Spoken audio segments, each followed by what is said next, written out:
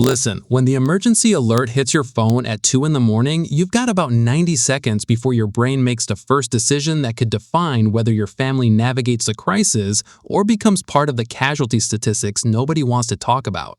The families who don't make it through national emergencies intact aren't the ones who lacked resources or training. They're the ones who made utterly predictable mistakes in the first 6 hours. Mistakes so hardwired into human psychology they might as well be encoded in your DNA. Your brain is already primed to make every single one of them. The first mistake happens before you even stand up. It's denial, but not the kind you're imagining. You're not denying reality exists. What you're denying is that it applies to you right now, in this moment, in a way that requires immediate action. This mental trap keeps families in their homes for 3 or 4 critical hours, waiting for more information, refreshing news sites that stopped updating 90 minutes ago. Take the Harrison family in Houston during the February 2021 freeze. Power went out Monday night. Tom Harrison, an engineer, kept checking power company websites, calculating when the grid would restore. His wife Sarah monitored social media. They had 2 kids, ages 8 and 12, asking why they couldn't just go to grandma's house. The Harrisons waited until Wednesday afternoon to take action because they kept assuming power would return any minute. By Wednesday, roads were impassable, stores were empty, and they spent 4 days in a house that dropped to 38 degrees inside with 2 small children who couldn't understand why daddy's calculations were wrong. Your brain is doing exactly what evolution designed it to do. Avoid overreaction, because historically, overreaction wasted calories your ancestors needed to survive. But in a national emergency, families who accept reality and move in the first hour have options. Families who move in hour 4 are joining crowds, competing for resources, making decisions from scarcity rather than choice. The moment you realize something's genuinely wrong, you need to shift from citizen to survivor, and that shift buys you time nobody else has. Mistake number 2, you have no communication plan, and you're about to watch your cell network die. Your spouse is texting from the bedroom, you're trying to call your parents across town, your teenager is on social media. In 40 minutes, when towers overload or the emergency takes out infrastructure, all of that stops. The psychological trap that fragments families faster than anything else, you assumed you'd always be able to reach each other. After Hurricane Katrina, thousands of families were permanently separated not by death or injury, but because they had no predetermined way to find each other when phones died and evacuations scattered them across multiple states. Families who hold together have specific rally points. First, the house for 12 hours. Second, a permanent landmark within 20 minutes that everyone can reach on foot. The flagpole at the elementary school, the giant oak by the fire station, the distinctive red brick library entrance. Third, an out-of-area location if the entire region becomes untenable. These are drill decisions you test regularly, because when the network dies and you're separated, hope isn't a strategy, predetermined action is. Mistake number 3. We need supplies, let's go to the store. Stop. Your brain is lying to you about the timeline. By the time you've processed what's happening and gotten everyone ready, thousands of other families have had the same thought simultaneously. They're already at the stores. What you're walking into isn't shopping, it's a resource competition with degrading social rules. The Harrisons made this mistake on day 2. Tom decided they needed batteries and propane. Sarah loaded the kids into the car for what should have been a 15-minute trip to Home Depot. 3 hours later, they returned with nothing.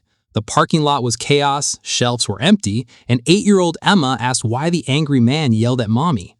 They burned a quarter tank of gas, wasted precious daylight, and exposed themselves to crowd dysfunction. Take inventory instead. You've got food in your pantry right now. Dried pasta, rice, canned vegetables, that forgotten soup, peanut butter, cooking oil, mac and cheese boxes, frozen vegetables before the freezer thaws. It's not exciting, but it's calories, and calories are the only thing that matters when stretching resources. Stay home, lock the door, work with what you have. Mistake number 4 is happening in your bathroom right now. You're assuming water will keep flowing. In a national emergency involving infrastructure or power grids, municipal water systems are shockingly fragile. They rely on electricity to run pumps, treatment facilities staffed by workers who might not show up, and pressure systems that fail when everyone starts filling bathtubs at once. You've got a window, usually 2 to 12 hours, when water is still flowing and nobody else has thought about this. Fill every container immediately. Not just bathtubs, pots, buckets, clean trash cans lined with garbage bags, empty juice containers, that big cooler in the garage.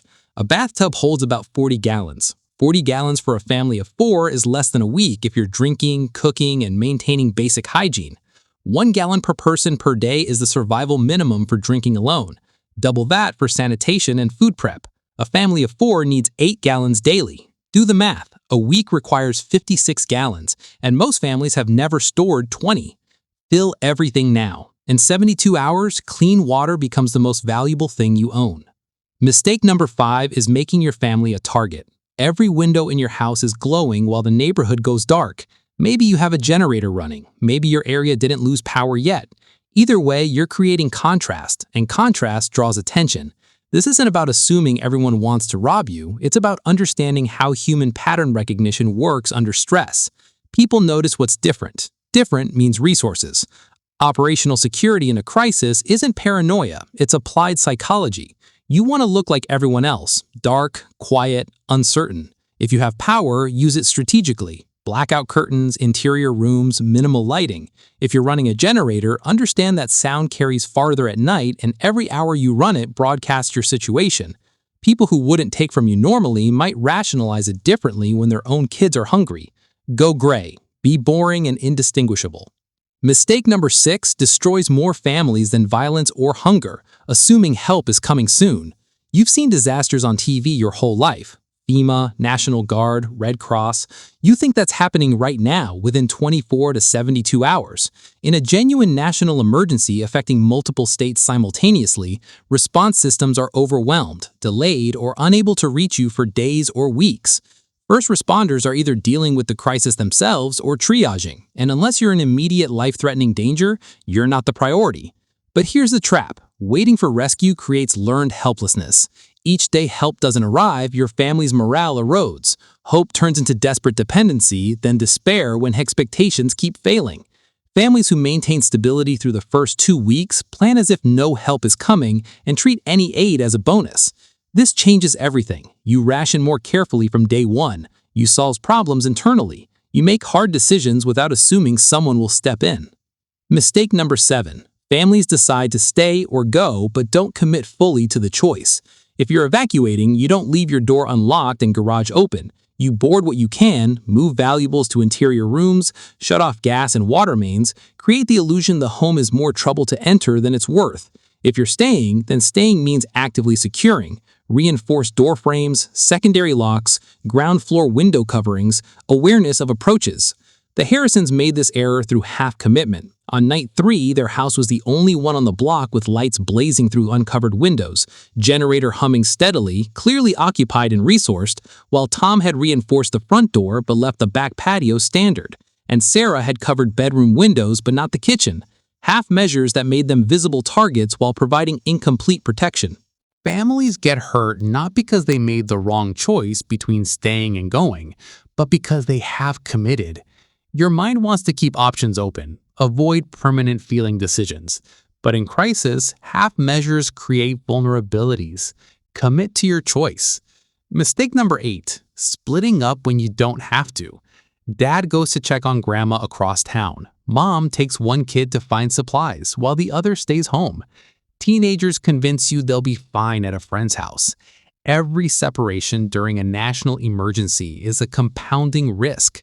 Routes become impassable. The trip that should take 20 minutes becomes an overnight impossibility because of checkpoints, road closures, debris, or chaos. Your family's strength in crisis is numbers, coordination, and mutual support.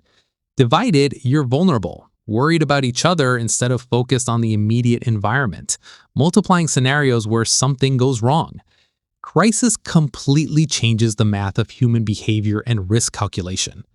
I know it feels cruel to say you can't reach elderly relatives who need help, but the mathematics of survival are harsh.